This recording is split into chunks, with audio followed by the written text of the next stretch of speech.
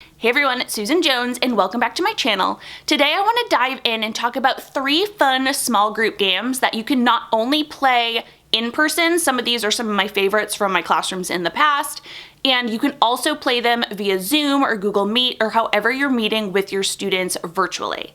I wanted to make sure that these games were not only entertaining, but that again, you could also use them if you are not face-to-face with your students. So I actually adapted them a little bit and I have 2 editable freebies that I'm going to share with you. And in this video, I'm going to show you how to play the game, how to access and use the freebie, so that way you can take it and use it in your classroom sometime soon. So I'm gonna go head over to my office and get that ready for you. While I do that, be sure to like this video and subscribe to my channel so you can see all of my teaching videos.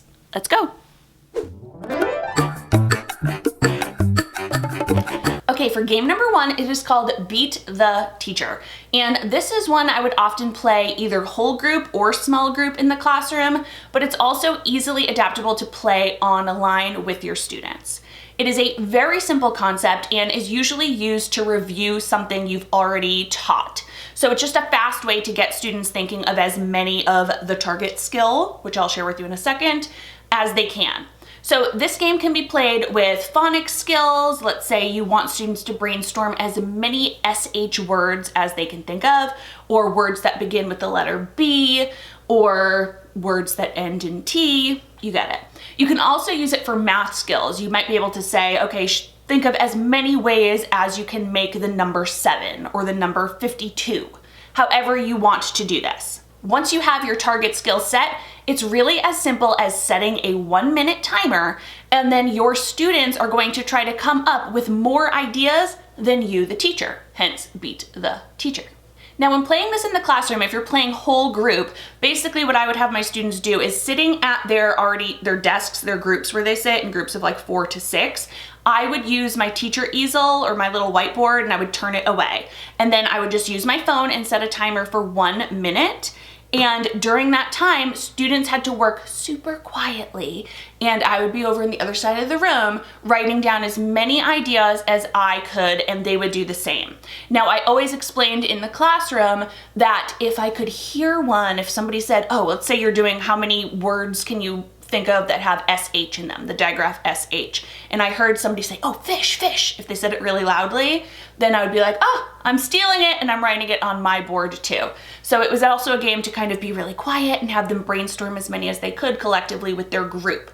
Then when the minute was up, we would see of the however many groups there were and my own, we would have them flip their papers and we would see who gathered the most SH words. Now on Zoom, this would be really easy to do in a small group because what you could do is you could tell your students that you are going to put up a timer, and you can actually do a screen, like you can share your screen and put up a physical timer. And then I would tell my students that I'm going to press mute on my computer so I cannot hear them. So they might want to choose one person to write down all the words or the math equations, whatever your skill is. They can choose one person to write it all down, or they can just each write down their own. It might be faster for them, but they still have to share it with each other so they don't have any duplicates. They don't have any of the same answer. So, you know, if Theo is saying, oh, fish, and then somebody else is saying ship, that way they're not copying each other, they're just writing theirs down and they can collect as many as they can. So what you would do is you would simply press mute on your computer and you would tell them you're not cheating, you're turning off the volume so you cannot hear them, and you're just gonna write as many as you can until the buzzer goes off. Personally, in kindergarten or first grade, maybe even second grade, I would definitely keep the cameras on if your students have cameras on. That way you can at least just see them and also check in, especially if this is the first time you're playing the game. Just make sure you look up and you see people talking to each other. But hopefully by this point in the year, they're pretty comfortable with talking to one another over the computer. And also with any game, you're really gonna wanna amp it up and get them excited to try and beat you, the teacher, which is pretty fun for them. All right, small group game number 2 is memory. Now, memory, if you are teaching in a classroom or you're used to playing with young kids, is a very popular and easy game to kind of set up and play with your students. And there are so many different skills you can use when playing memory. You can have students match up lowercase and uppercase letters. You can have them match up images with the beginning sounds. You can have them match up 10s and 1s in base 10 cubes with the 2-digit number for place value. You can have them match up sums and differences. There are so many different skills, and actually when you're doing this online, I think it's even easier to set up for your students so that way they don't need to, you don't have to print out as many things. So in person, I'm pretty sure I'm not going to go through how to play memory. I think you all know. Basically lay everything out. Let's say there's 16 to 20 cards. Students take turns flipping over a card and trying to find its match. They continue playing until all the matches are found. Whoever has the most wins. Now, let me show you how to play this virtually. I have a free memory game template that I set up for you, which is going to be really easy to use. So let me show you how to do that. So this is what your memory board is going to look like when you download it. It is one Google slide. The background here that says let's play memory and can you find a match? It cannot be moved. And then I went ahead and inserted 18 different little Post-its with numbers on them that are movable. And behind them, you will see some different like either letters or a picture. Now, when you get yours, they are all going to be bees. And I'm doing that because I cannot give you my clip art, of course, but you can go ahead and type in or insert whatever you are looking for. So when it is a student's turn, you can either share mouse control with them so they could actually go ahead and move the images themselves. They could move them to the side here. And if it was correct, they could kind of leave them over in a pile. And if it wasn't correct, you could just press Control Z and move them back or have students move them back. Or if you don't want to share the mouse control, you can just have them, that's why I numbered them. They can just call out 2 numbers and we can see what is behind and if it matches. So when you go to edit this yourself, let me just show you. Like I said, yours will all be bees. I just wanted to show you some examples. So if you were going to, let's say we wanted to put a C here. Again, let's pretend we're doing beginning sound matching and we wanted to make 11 a picture. You can just delete this B. You would go to Insert, Image. If you're doing this with your own class and you have clip art that you purchased from someone, you can of course use it. So let me look for a cat. Here we go. Here's a cat. I don't know what it looks like yet. We'll see. Cute. So I would insert this myself. I cannot, of course, give this to you because I purchased this. That would be against their rules. And then I would put the 11 back on top of it. Now, when I do this, I have to reorder it.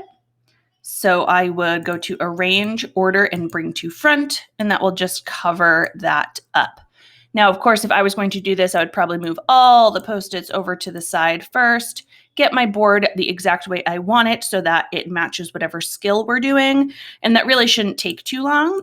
If you don't have clip art too, by the way, you can just copy and paste an image in there. Again, if you're using it for your classroom and you are not selling it, that is totally fine. And a picture that would work for them to fully understand and know like bee, bug, so they can see it easily. But yeah, so this should be a fun little game for you guys to use.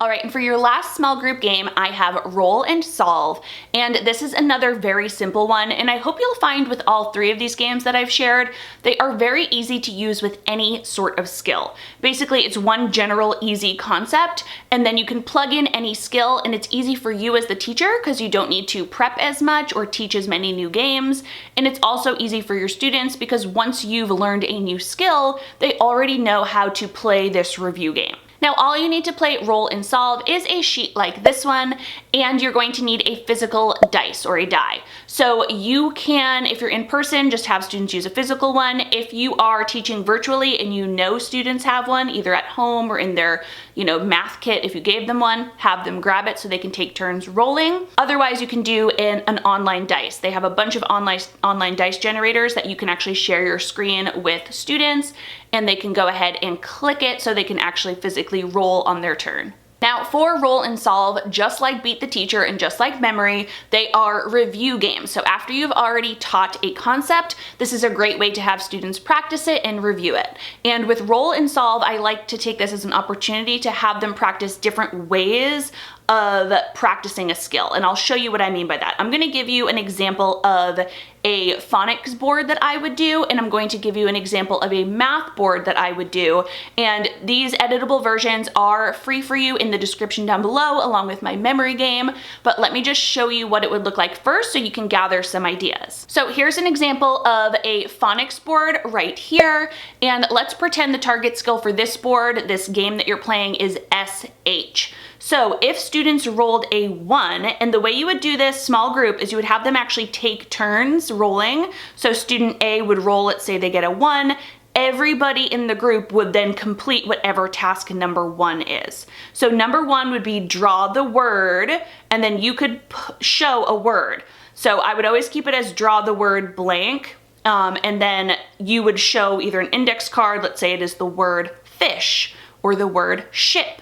And they would have to read it. So you don't read it to them. Here you're seeing if they can actually decode the word, and then they would draw a picture and show it to you.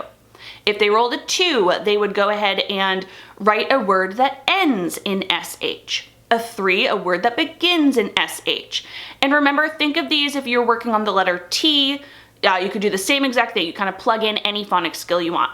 4, I always put a little movement one in there. So for one of the dice rolls, you can change it up each time, but you could have them do 5 jumping jacks or get up and spin around 6 times, just so they're getting up and moving. Yes, I would do this in the classroom too. You know, any movement, every little brain break is great for young kids. Okay, for number 5, here you would have them write the word, and you would show them an SH picture, like a picture of a shell or something, and they would have to write it down.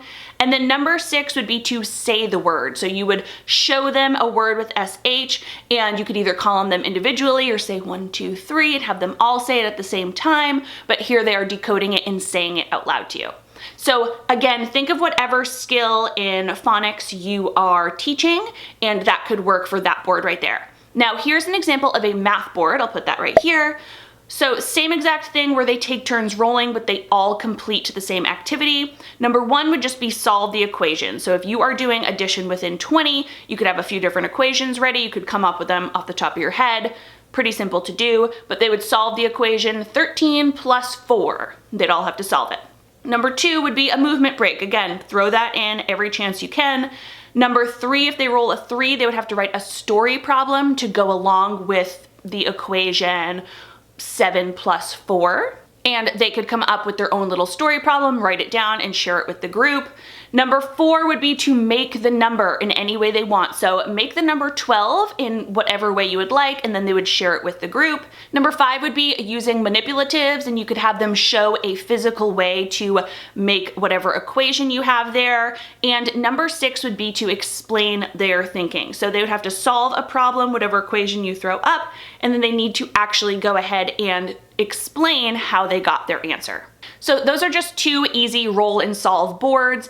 Again, I will have these examples along with that free memory game down in the description below. These roll and solve boards, I do have an editable version for you to type in whatever you want to use with your students.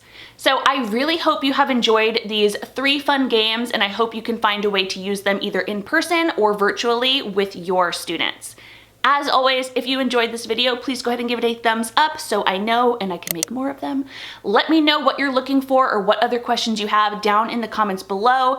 And if you have a small group game that you are loving with your class, please share it down below and tell us how to play. I love when teachers go ahead and share their ideas and we can all read the comments and get some inspiration for our own classrooms. I hope you're already subscribed, but if you are not, please go ahead and subscribe to my channel. That way you can get all the tips and ideas I share every single week. See you later, guys.